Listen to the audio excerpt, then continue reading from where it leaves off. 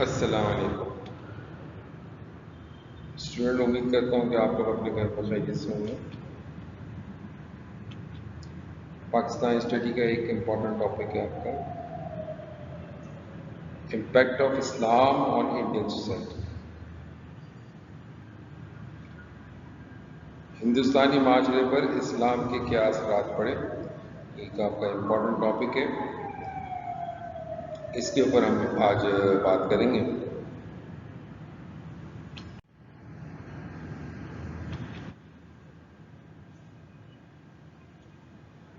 سات سو بارہ عیسوی میں محمد بن قاسم نے سندھ کو فتح کیا اور اسلامی نظام اور روایت کو سندھ میں متعارف کرایا، اور ہندوستانی معاشرے پر اس کے بڑے شاندار اثرات چھوڑے۔ اسلام نے بطور نظام زندگی ہندوستان میں اپنے سادگی اور انسان دوست اصولوں کی وجہ سے بہت سے لوگوں کے دل جیت لی اور لوگوں نے اسلام قبول کرنا شروع کیا۔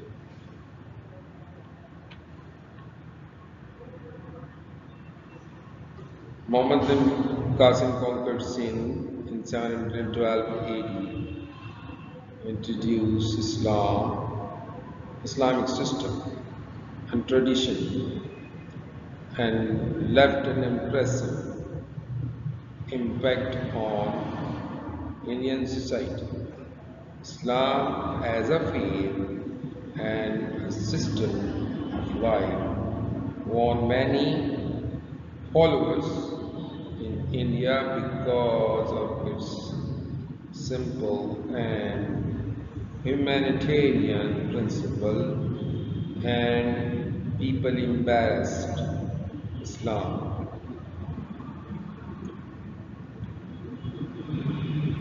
محمد بن قاسم جب یہاں پر سندھ میں جو ہے انہوں نے سندھ کو فتح کیا، تو اسی وجہ سے یہ پورا جو ایریا ہے سندھ، یہ باب الاسلام کے طور پہ اس کو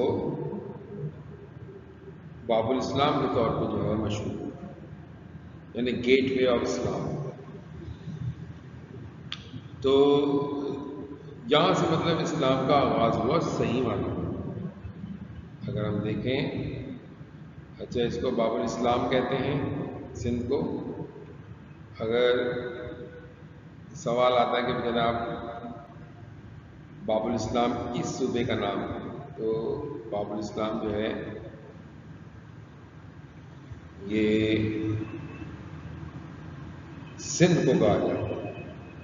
یہاں حکمرانی تھی راجہ طاہر کی، اور راجہ طاہر کی اس حکمرانی کو جو ہے محمد بن قاسم نے ختم کیا، اور اسلام کا باقاعدہ آغاز ہوا۔ اس لیے جو ہے یہ ایریا جو ہے سندھ کا، یہ باب الاسلام کہلاتا ہے۔ اسی طرح جو ہے آپ یوں سمجھیں کہ جو کلچر کے اوپر جو اس کے امپیکٹ پڑنا شروع ہوئے، اسلام کے اسلامی کلچر جو ہے اس کا امپیکٹ اثرات پڑنا شروع ہوئے، کس پہ؟ ہندوستان کی سوسائٹی پر، ہندوستان کے معاشرے کے اوپر، ان کے کھانے پینے پر، ان کے رہنے سہنے پر، اور ان کے زبان کے اوپر، ان کے بول چال پر، ان کے کلچر پہ مختلف قسم کے اثرات چھوڑے۔ محمد بن قاسم ان کی وجہ سے یہ سمجھے کہ یہ آغاز مذہب پر اثرات اگر ہم دیکھیں،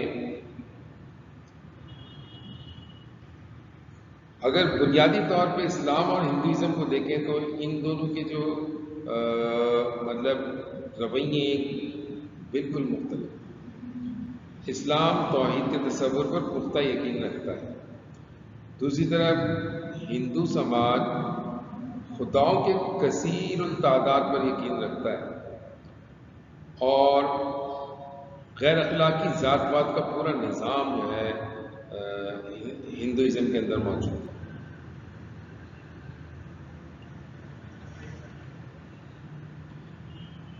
Impact or influence on religion. Islam and Hinduism basically different in their attitude towards life. Islam strongly believes in the concept of Tawheed. On the other hand, Hindu society believes in the multiple of God and is based on the unethical caste system. Hinduism میں جو ہے caste system موجود ہے، غیر اخلاقی ذات پات کا نظام موجود ہے، ایک دوسرا جو بنیادی طور پر جو ہے اسلام توحید کا تصور ہے، ایک اندیکھے خدا کو جو ہے ماننے کا ایک پورا جو ہے نا کانسیپٹ ہے، کس میں؟ اسلام میں۔ یہ جو ورڈ ہے توحید، اکیلا تو، اور وحدانیت، ایک ہونا، اللہ کے ایک ہونے پر مکمل یقین ہے۔ اچھا دوسری طرف ایک خدا نہیں، کئی خدا، ملٹیپل گاڈس، اس کے اوپر یقین ہے کس کا؟ ہندوازم۔ تو یہ ایک ایسا بنیادی فرق ہے۔ پھر اس کے علاوہ اسلام کے اندر جو ہے ذات پات کا کوئی سسٹم نہیں، یعنی کاسٹ سسٹم کا کوئی تصور نہیں، سب کے سب برابر ہیں اللہ تعالیٰ کی نظر میں، سب کے سب برابر ہیں، جبکہ ہندوازم میں پورا ایک کاسٹ سسٹم ہے، برہمن ہے، پھر اس کے بعد برہمن کے بعد پھر جو ہے وہ موجود ہے، کشتری ہے، پھر شودر ہے، پھر جناب مطلب بیش ہے، پھر اس کے بعد شودر۔ اب یہ پورے ذات پات کا پورا ایک نظام ہے، تو اسلام نے اس کا اوپر بہت سے اثرات ڈالے، کیونکہ اسلام کے اندر ایکویلٹی ہے، برابری ہے۔ اب وہ چاہے جو ہے ایک آدمی امیر ہو، چاہے ایک آدمی غریب ہو، سب جو ہے جب اللہ کے حضور جائیں گے عبادت کرنے، اسلام میں اس کا تصور ہے، تو وہ سب کے سب برابری کی سطح پر ہوں گے، برابر میں ایک دوسرے کے کھڑے ہوں گے۔ اور پھر اس کے بعد اکثر عبادتوں میں جو ہے نا کہیں کوئی مطلب وہ نہیں ہے، سسٹم نہیں ہے، کاسٹ سسٹم کہیں نہیں ہے۔ لیکن ہندوازم کے اندر ایسا نہیں ہے، برہمن جو ہے وہ جس مندر میں جاتا ہے تو ظاہر سی بات ہے اس مندر کے اندر شودر نہیں جا سکتا۔ کشتری جو ہے وہ اگر کشتری اور برہمن سپیریئر جو ہے نا ان کا وہ ہے کاسٹ ہے، تو وہ جو سپیریئر کاسٹ ہے یہ انفیریئر کاسٹ دونوں ہیں، ویش اور شودر، یہ مطلب ان سے نہ ان کی عبادت میں جا سکتے ہیں، نہ ان کے گھروں میں جا سکتے ہیں، نہ مطلب ان سے ہاتھ ملا سکتے ہیں، اور نہ ہی جو ہے مطلب ان کے ساتھ کھا پی سکتے ہیں، ان کے برتن وغیرہ سب چیزیں الگ ہیں۔ اب اسلام میں ایسا تصور نہیں ہے، آقا اور غلام جو ہے وہ ایک ہی جگہ ایک ہی دسترخوان میں بیٹھ کے کھانا کھا لیتے ہیں، اور آقا اور غلام ہیں، ایک طرف سلیو ہے، دوسری طرف ماسٹرز ہیں، سلیو اور ماسٹرز دونوں جو ہے ایک ہی مسجد میں عبادت کر لیتے ہیں۔ سم ٹائم ایسا بھی ہوا ہے کہ سلیوز کو آگے کر دیا گیا امامت کرنے کے لیے، ٹھیک ہے بھائی قرآن زیادہ اچھا ہے ان کا، لہٰذا سلیوز کو آگے کیا کہ بھائی آپ امامت کریں۔ اس کے علاوہ مسلمانوں کی اگر تاریخ دیکھیں تو اس میں خاندان مملوکہ کہتے ہیں سلیوز کو، مملوک کا مطلب ہوتا غلام یا سلیوز کے، تو ان کی بھی حکومت اسلام میں مطلب موجود رہی، خاندان مملوکہ یا سلاطین جو ہے مملوکہ، یہ موجود رہے دو حصوں، بر صغیر پہ اور مصر میں ان کی جو ہے ان کی حکومتیں رہی ہیں۔ تو آپ اس سے اندازہ کر لیں کہ اسلام کے اندر تو مطلب ایکویلٹی اتنی زیادہ زبردست ہے۔ اس کا اثر ظاہر سی بات ہے کس میں پڑے گا؟ ہندوؤں کے ذات پات کے نظام کے اوپر پڑے گا، لہذا ان کو کچھ نہ کچھ ایسا کوئی رستہ ضرور نکالنا تھا، تو جو مطلب جو ان کے لیے آسانی ہو، جس سے جو ہے نا مطلب لوگوں کے اندر یہ چیز ختم ہو. لیکن اتنے سال گزر گئے، ہندوؤں کے اندر کاسٹ سسٹم ایسے کا ایسے ہی موجود ہے. ہو سکتا ہے اس میں کچھ نرمی ہو گئی ہو، لیکن اگر دیکھا جائے تو یہ سسٹم ابھی تک موجود ہے.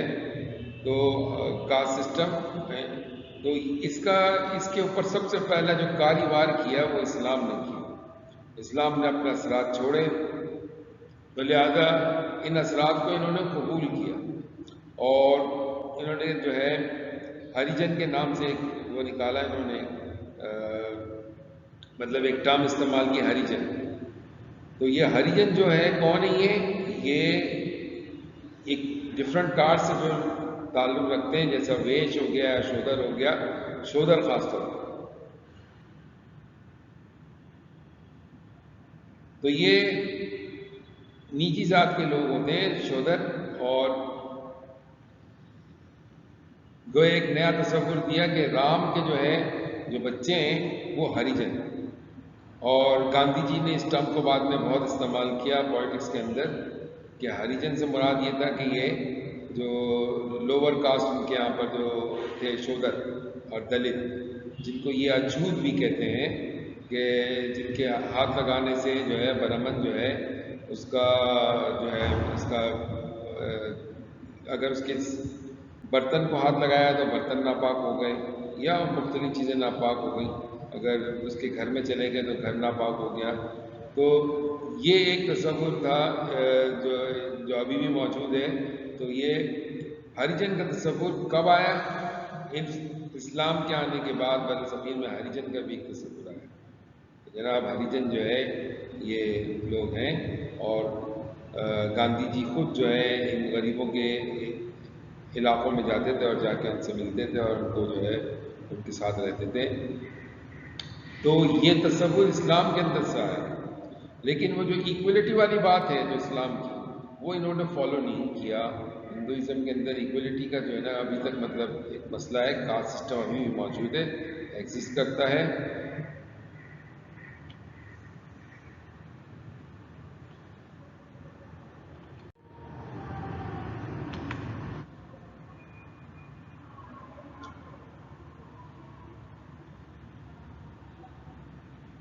اچھا، مذہب پر اثرات اگر ہم دیکھیں تو اسلام ہندوستان میں نا مظلوم طبقات کے لیے ایک نعمت بن کر آیا. یہی جو شودر تھے ان کے لیے ایک نیا اور آرام دہ طریقے طرز زندگی لے کے آیا. ظاہر سی بات ہے اسلام میں جو ہے جس چیز کا ان کو کبھی انہوں نے مطلب سوچا بھی نہیں تھا کہ ایسا ہوگا. اسلام کے جو اصول تھے وہ سارے کے سارے ایک دم سے آنا شروع ہوئے، اور اس میں پہلی چیز یہ تھی کہ جناب کوئی کاسٹ سسٹم نہیں ہوگا. تو آپ یہ دیکھیے کہ بڑی تعداد میں لوگ اسلام کی طرف آنا شروع ہوا. اسلام کو لوگوں نے قبول کیا، اور مختلف قسم کے جو ہے وہ ایک سوچ اور جذبات بننا شروع ہوئے. ہندوستانی معاشرے پر مکمل طور پہ ایک اچھی طرح سے بننے والی سماجی برادری میں بدل دیا ہے. یہ اسلام کا جو ہے نا وہ تھا مطلب امپیکٹ تھا.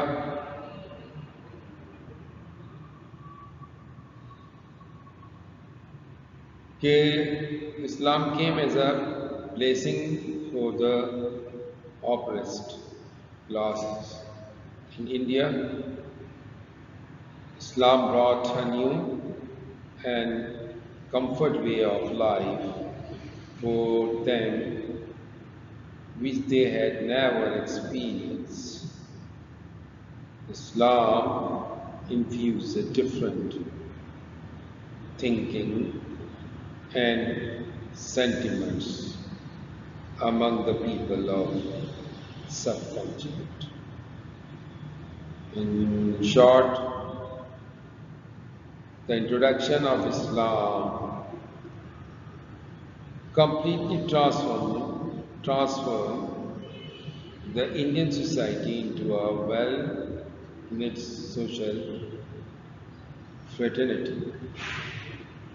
تو اسلام کے اندر یہ تصور آیا تھا، تو جس کا میں آپ کو بات کر رہا تھا کہ یہ وحدانیت کا جو ایک تصور تھا وہ بھی اسلام سے جو ہے ہندوازم کے اندر آیا. تو بھگت کبیر داس جو تھے وہ انہوں نے جو ہے ہندوازم کے اندر ایک نئی اصطلاح لے کے آئے اور بھکتی تحریک کے نام سے ان کی ایک تحریک پوری بنی، اور اس تحریک میں جو ہے ان کا کہنا یہ تھا کہ رام اور رحمان اور قرآن اور قرآن اور کعبہ اور کاشی ایک، تو مطلب اسلام کی طرف وہ آنا شروع ہوئے، اسلام سے متاثر ہو گئے، اور رام کو جو ہے وہ خدا مانا کرتے تھے، صرف ایک خدا کا کانسیپٹ انہوں نے توحید سے لیا، اور اس کے علاوہ جو ہے اس میں انہوں نے جو ہے بھرپور مخالفت کی بھکتی تحریک کے ذریعے سے اس کی کاسٹ سسٹم کی، اور مسلمان جو ہے جو لوگ ہندو سے مسلمان ہو گئے تو وہ تو ایک نئی زندگی کی طرف آ گئے، ایک نئی سوسائٹی کی طرف آ گئے، ایک نئے طریقے کی طرف آ گئے، اور ایک نئے سماج کی طرف آ گئے، اور یوں سمجھ لیں کہ جو ایک ان کی ایک نئی جو ہے ایک شکل بن گئی، اور وہ اس سے پہلے ہندوستان میں اس چیز کا کوئی تصور نہیں تھا، اور جناب ہندوستان میں یہ اسلام کے آنے کے بعد یہ تصور آیا، تو مذہب پر جو ہے گہرے اثرات چھوڑے اسلام۔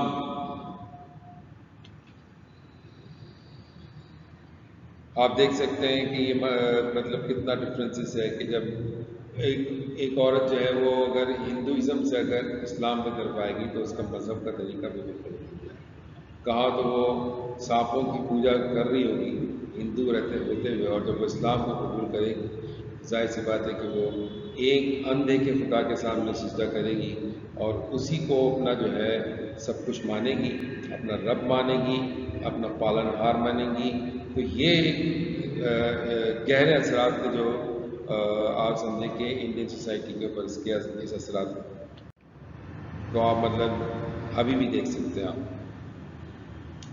مسلمان آرکیٹیکٹ کے اندر بھی اتنی آگے تھے، یعنی فن تعمیر میں ہندوستان کے مسلم فاتحین جو تھے انہوں نے ہندوستانی فن تعمیر پر خاص اثر چھوڑا۔ مسلم فن تعمیر اکثر ہندو طرز کی عمارتوں کے ساتھ گھل مل گئی، جو ہندو مندروں کے ستون اور گنبد میں مسلمانوں کے فن تعمیر کی کچھ جھلک دکھائی دیتی ہے۔ اب یوں سمجھے کہ جب مسلمان یہاں پر آئے تو ظاہر سی بات ہے یہ آرکیٹیکٹ بھی تھے، مسلمز آر آرکیٹیکٹ، تو اس کا بھی امپیکٹ پڑا ہے، impact on architecture. The Muslims conquest of India left a considerable impact on the Indian architecture. The Muslim architecture frequently mingled with the Hindus' style of buildings. The Hindu temples, their pillars and domes reflected some glimpse of Muslim architecture. مسلمان جو ہیں یہ جب ہندوستان میں جب آئے تو یہ ڈومز جو ہے ان کو متعارف کروایا، ورنہ ہندوستان میں جو ہے ڈومز کا کوئی کانسیپٹ اتنا نہیں تھا، اور اسی طرح مائنرٹس جو ہے میناروں کا کانسیپٹ، آپ اس سے اندازہ کریں کہ جو ہے جو ہندوستان کا جو پہلا جو مسلمان بادشاہ جس نے دہلی کو اپنا پایا تخت بنایا، سلطان شہاب الدین غوری کا جو ہے جانشین تھا سلطان قطب الدین ایبک، اس نے پہلا مینار پہلا ٹاور جو ہے ان کو بنا کے دیا، جس کو ہندوستان اس کو قطب مینار کہتے ہیں۔ تو وہ قطب مینار جو ہے یہ سلاطین دہلی جو ہے، جو سلاطین مملوک ڈائنسٹی جو تھی جو برصغیر انہوں نے جو ہے نا بنایا ہے یہ سلطان قطب الدین ایبک۔ پھر اس کے بعد مغل آئے تو وہ تو آرکیٹیکچر میں ان سے بھی زیادہ ماہر تھے، انہوں نے لال پتھروں کا استعمال کرنا شروع کیا، سفید پتھروں کا، سنگ مرمر کا استعمال کیا بلڈنگز کے اندر، انہوں نے بڑے بڑے کشادہ قسم کی بلڈنگز بنائی، جس میں وہ تاج محل جو ہے وہ بہت مشہور ہے، اور سلطان قطب الدین ایبک جو ہے اس کا جو ہے وہ بہت مشہور ہے، اچھا، آپ سملیرٹیز دیکھ سکتے ہیں کہ یہ جو گنبد ہے ڈومز کا، اس کا کانسیپٹ ہندوازم میں کہاں پر اڈاپٹ کیا گیا؟ انہوں نے جو ہے نا آرکیٹیکچر کے طور پر اڈاپٹ کیا. یہ گنبد جو ہے اس کو بالکل اڈاپٹ کیا، آپ اس کو دیکھ سکتے ہیں. یہ گنبد ہے اور بالکل اسی طرح جو ہے یہ ہندوؤں کا مندر ہے، لیکن آپ یہ دیکھیں کہ اس چیز کو ان لوگوں نے کاپی کیا. ورنہ جس طریقے سے مسلمانوں کا جو ہے پورا چاروں طرف سے کورڈ قسم کا بنتا ہے، جو مسجد بنتی ہے، تعمیر ہوتی ہے، اس طرح کے مطلب عبادت خانے ان کے نہیں تھے، مندر ان کے نہیں بنے. ان کے مندروں کو اگر آپ کو دیکھنا ہے تو ان کی انڈین موویز وغیرہ میں آپ دیکھ سکتے ہیں کہ چاروں طرف سے کھلا ہوا ہوتا ہے اور سیڑھیاں چڑھ کے اوپر آ جائیں اور پلرز بنے ہوئے ہیں، بیچ میں ایک چھتری نمائی ہے جس طرح یہ بنا ہے، اس طریقے سے بنا ہوا ہے، اور بیچ میں جو ہے وہ ان کا جو مجسمہ اسٹیچو وہ رکھا ہوا ہے اور ایک طرف سے کورڈ ہے، باقی چاروں طرف سے بالکل کھلا.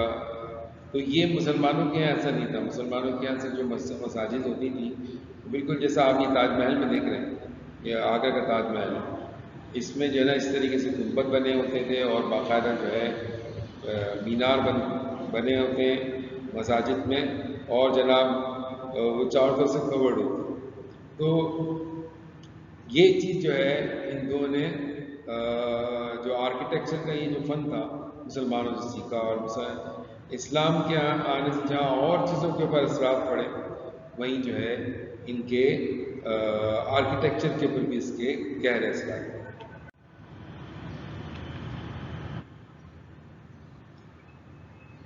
فنون و ادب پر اثرات. اچھا، ہندوستان کے فن اور ادب کو بھی اسلام نے زبردست طریقے سے متاثر کیا.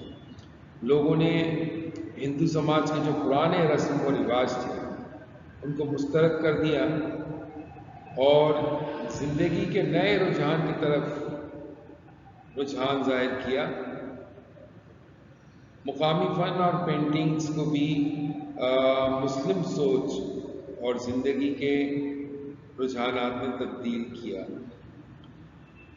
پرانی زبانیں سنسکرت اور پراکرت، عربی فارسی اور بعد میں ترکیوں کے جو زبان تھی اس سے متاثر تھیں. ان زبانوں کے باہمی جو ہے تعاون سے جو ہے اردو اور ہندی نئی زبانوں کے طور پر ابھرے. تو آپ یہ سمجھو کہ مسلمانوں نے یہ تبدیلی لے کے آئے کس میں؟ impact on art and literature. Islam also influenced the art and literature of India. The people rejected the outdated customs of Hindu society and showed tendency towards new trend of life. Native art and paintings were changed by the Muslim thought and trends of life. The old languages, Sanskrit and Prakrit, were influenced by Arabic, Persian, and later on by Turkish language. By the interaction of these languages, Urdu and Hindi were emerged as new languages. تو مسلمانوں نے جو ہے فنون ادب پر بھی کافی جو ہے اس کو متاثر کیا، اور مسلمانوں کے جو ہے باہمی ملنے جلنے سے جو ہے مقامی لوگوں کے ساتھ جو یہ ملے، تو جو یہ سنسکرت اور پراکرت ان کی زبان تھی، عربی فارسی جو ہے، اور ترکی کی جو ٹرکش جو ہے وہ لینگویج سے متاثر ہو کے ایک نئی زبان سامنے آئی جس کو جو ہے اردو کہتے ہیں. اور انڈیا کے جو ہے اس میں اگر آپ خطے میں جاؤ تو وہاں پر جو ہے اس کو ہندی کہا جاتا ہے. تو اردو اور ہندی ایک نئی زبانوں کے طور پر ہوتی ہے، جس میں جو ہے آپ اس کو دیکھ سکتے ہیں کہ عربک اور پرشین کے جو ہے اور ٹرکش لینگویج کے جو ہے بے شمار الفاظ اس کے اندر شامل ہو گئے تھے. اور ظاہر سی بات ہے اسلام ایک نئے رجحان کی طرف لے کے آ رہا تھا، تو لوگوں کا اسلام سے متاثر ہونا اور اس میں شامل ہونا اور اسلامی جو ہے جو فنون تھے اس کی طرف جو ہے متاثر ہوئے. اور یہاں پینٹنگز کا جو آرٹ تھا اور جناب اسکلپچر مطلب مجسمے وغیرہ بنانا ہے اس کا رجحان تھا، لیکن اسلام کے آنے کے بعد جو ہے ان پینٹنگز کے اندر بھی جو ہے مسلم سوچ جو ہے وہ نظر آ رہی تھی. اور دیکھتے ہی دیکھتے جو ہے جو مطلب ایک نیا آرٹ وجود میں آیا جس کو انڈو اسلامک آرٹ کے نام سے کہا جاتا ہے، جو ہندوستان میں جو ہے متعارف ہوا. یہ انڈو اسلامک آرٹ کہلاتا ہے کیونکہ اس میں انڈین اور دونوں اس کے اسلام کی خصوصیات اور تو یہ ایک نیا آرٹ جو ہے وجود میں آیا.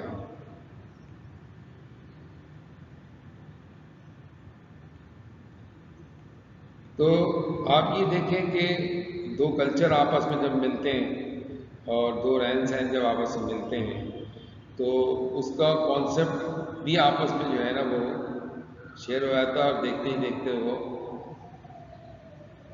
رائج ہو جاتا ہے. آپ دیکھیے کہ انگریزوں کے آنے سے مسلمانوں پر ہندوؤں پر جو ہے انگریزی آرٹ، انگریزی کلچر، انگریزی لٹریچر، ان سب کا جو ہے مطلب ان کے اوپر اثرات موجود ہیں. اور آج کی دنیا میں آپ دیکھیں تو جو ہے امریکن کلچر جو ہے یہ چاروں طرف جو ہے آپ کو نظر آئے گا. تو کلچر جو ہے وہ جب اسٹرانگ ہوتا ہے، جب وہ لوگوں کی زندگیوں پہ جو ہے اس کے اثرات پڑتے ہیں، تو اس زمانے میں اسلامک کلچر جو ہے ایک اسٹرانگ مطلب وہ تھا، مطلب ایک اسٹرانگ قسم کا کلچر تھا، تو لہٰذا وہ کلچر جو ہے اس کا امپیکٹ آنا شروع ہو گیا.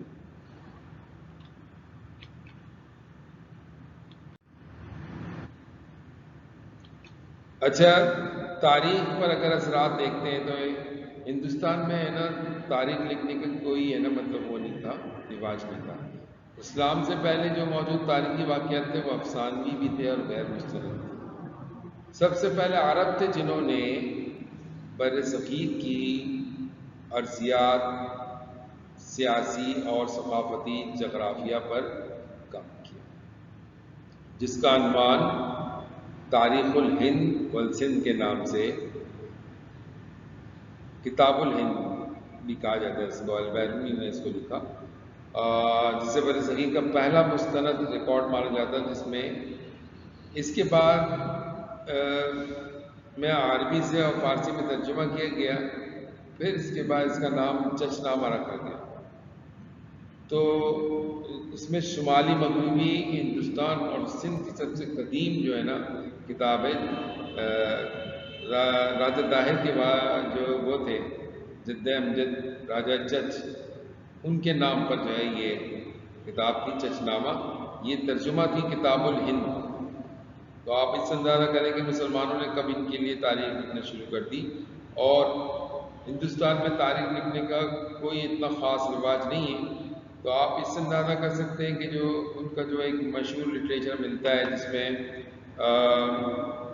ہسٹوریکل ایونٹ جو ہے وہ اس میں ڈسکس کیا گیا ہے، تو وہ جو ہے وہ بھی مطلب مکمل نہیں، نامکمل ہے. جو مہابھارت کے نام سے آپ یہ مطلب سنتے ہوں گے کہ مہابھارت جو ہے اس کی ایک ہسٹری تھی، لیکن جناب وہ ہسٹری بالکل کلیئر نہیں ہے. اس کی وجہ یہ تھا کہ ان کے جو ہے نا ہندوؤں کے اس میں مطلب اس طریقے سے جیسا مسلمان پرزرو کرتا ہے اپنے ہسٹری کو، اس طریقے سے انہوں نے پرزرو نہیں کیا، سنبھال کے نہیں رکھا.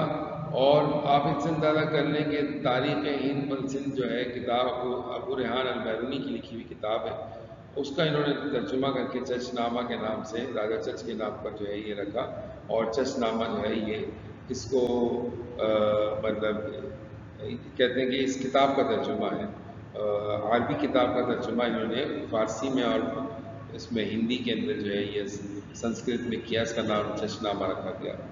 تو اس سے اندازہ کیجئے کہ ہسٹری میں یہ کتنے وہ تھے، اور مسلمان جو ہے وہ ہسٹری میں ان سے کہیں زیادہ آگے تھے۔ تو یہ سارے وہ اثرات تھے جو مسلمانوں کے ان کے اوپر پڑے، لباس کے اوپر اثرات پڑے کہ جناب مسلمانوں کا جو شلوار کرتا اور جو ہے عورتوں کے کپڑوں میں جو ہے جو شلوار قمیض کے ساتھ دوپٹہ، یہ جو ہے نا اس کا رواج ہندوستان میں پڑا۔ کھانے پینے کے اثرات اتنے آئے کہ جناب مسلمانوں نے بہت ساری نئی ڈشوں کا اور گوشت کا استعمال صحیح طریقے سے بتایا، جیسے قورمہ ہے، بریانی ہے، اور یہ سارے جو فوڈ ہے یہ نئے قسم کے فوڈ لے کر آئے، اور تافتان کا ایک پورا ایک مطلب رواج ڈالا، اور جناب مختلف قسم کی جو ہے نان جو ہے اس کا ایک رواج۔ تو یہ ساری چیزیں جو ہے نا دیکھتے ہی دیکھتے مسلمانوں نے ان کے کھانے پینے، رہن سہن، لباس، سب چیزوں کا ایک کانسیپٹ بدل دیا۔ ہندوستان کے اندر جو لباس ہے وہ ایک کپڑے کا ٹکڑا ہوتا تھا جس کو جو مطلب جس کو جسم پہ لپیٹ دیا جاتا، جبکہ مسلمانوں کے یہاں باقاعدہ جو ہے کپڑے کی ایک باقاعدہ کٹنگ ہوتی ہے، پھر اس کے بعد اس کی سلائی ہوتی ہے، پھر اس کے بعد تو آپ اندازہ کیجئے کہ یہ ساری چیزوں کا لباس بھی مسلمانوں کا کی وجہ سے بڑا، اور مسلمانوں کا بڑا شاہانہ قسم کا لباس ہوتا ہے۔ تو اس کے اثرات پڑے، پھر کھانے پینے کے اثرات، تو پھر آپ یہ سمجھیں کہ زندگی کے ہر شعبے پہ مسلمانوں کے جو ہے اثرات تھے، مسلمانوں کے کلچر کے اثرات ان کے اندر منتقل ہوئے۔ اس کے ساتھ ہی میں آپ سے اجازت چاہتا ہوں، اللہ نے کے بعد۔